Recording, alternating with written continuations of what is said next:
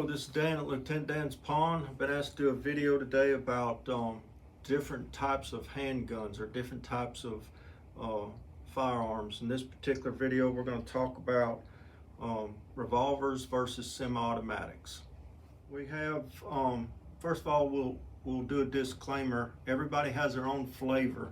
I'm not necessarily trying to push a Glock or push a Taurus or anything like that. We're just talking about the differences for a pistol versus a revolver, a semi-automatic versus a revolver.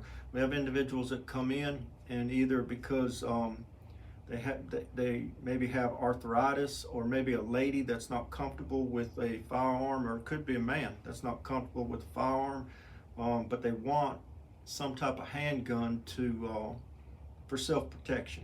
So these are what I try to go over.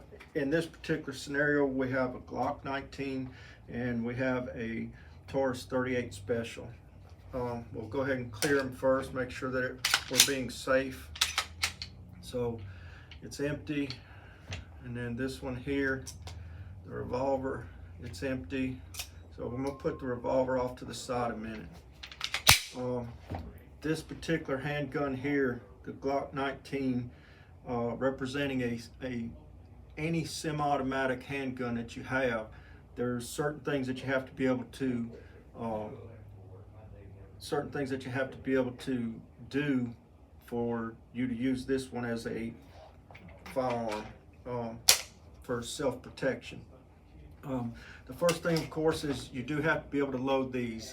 You can get little loaders that help you. This has a spring in it, and it can be very hard to push the bullets in all the way down. This particular gun takes 15 rounds. Sometimes you get about 10 in there, and even with the loader, it's very hard. So that's one thing that you have to be concerned with. The other is, how are you going to carry the firearm? Once you put your magazine in, are you going to carry it loaded, meaning one in the chamber, or are you going to carry it only with the ammunition in the magazine, which means that when you're ready to use this, God forbid you need to use it for self-protection, you have to have the ability physically to chamber around like that, pulling the slide back and not causing a jam because you're not strong enough. And you also have to be able to clear a jam if you were to get a jam. A demonstration of that would be if you fire the first round and the weapon jams like this, you have to have the knowledge to be able to clear that round that's causing the jam, and to be able to slide back forward and then continue firing.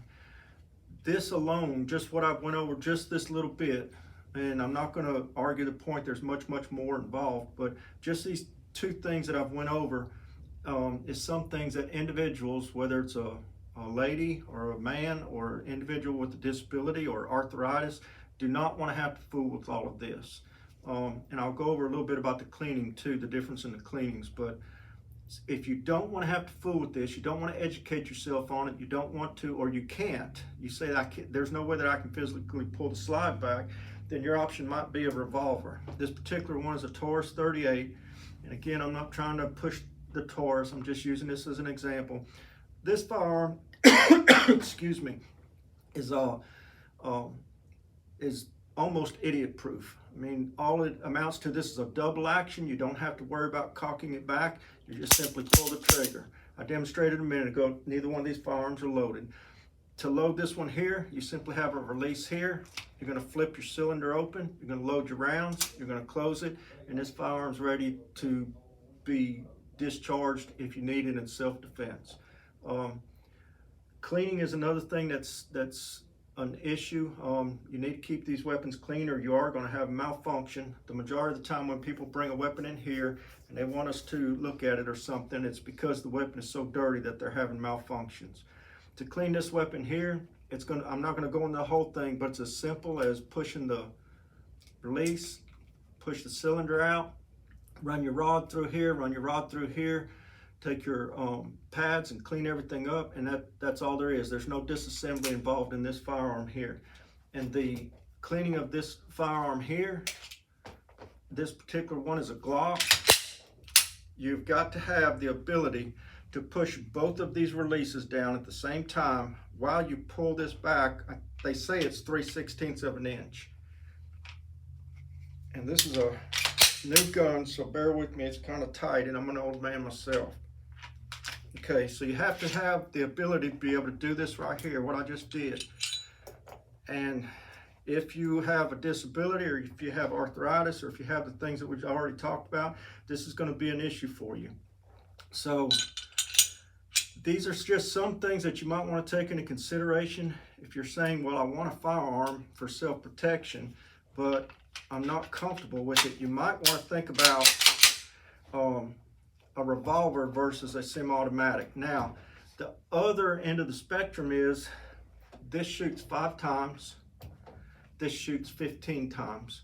So everybody has their own flavor. I want a lot of rounds, or I want something that I know is going to be able to, I'm going to be able to maintain and make sure that it fires when I want it to fire. So something for you to think about. Come see us here at Lieutenant Dan's Pawn in Huntsville.